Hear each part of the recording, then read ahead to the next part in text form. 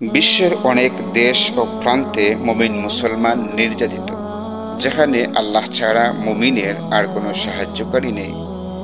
সেসব স্থান ও অঞ্চল সহ যারা কোনো আশ্রয় নেই, তাদের জন্য আল্লাহ তাআলাই অভিভাবক। আল্লাহ তাদের জন্য যথেষ্ট। কুরআনুল কারীমে মহান আল্লাহ তাআলা মুমিন বান্দাকে তারই কাছে সাহায্য চাওয়ার কথা বলেছেন। মুমিন মুসলমান যত বিপদ কিংবা মুসিবতের মুখোমুখি হোক না কেন, মহান আল্লাহর কাছে তারই শেখানো ভাষায় সাহায্য চাইবে।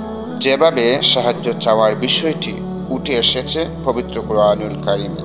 জীবনের কঠিন বিপদ ও ক্লান্তিকালে আল্লাহর নবী হযরত ইউসুফ আলাইহিস সালাতু ওয়াস সালাম যেভাবে আল্লাহর কাছে সাহায্য কামনা করেছিলেন, তা হতে পারে বিপদ ও ক্লান্তিকালে পড়ে থাকা মুমিন মুসলমানের ফরিয়াদ।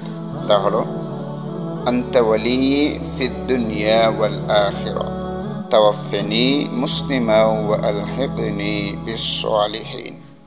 অর্থাৎ, হে আল্লাহ, তুমি ইহকাল ও পরকালে আমার অভিভাবক। তুমি আমাকে মুসলিম হিসেবে মৃত্যু দান করো এবং সৎ লোকদের সঙ্গে মিলিত হওয়ার সুযোগ দান করো। আল্লাহ তাআলা মুসলিম উম্মাহকে হযরত ইউসুফ আলাইহিস সালাতু ওয়াস সালাম এর দোয়ার মাধ্যমে যে কোনো কঠিন বিপদ ও ক্লান্তিকালে তারই কাছে সাহায্য লাভের তৌফিক দান করুন। আল্লাহুম্মা আমিন।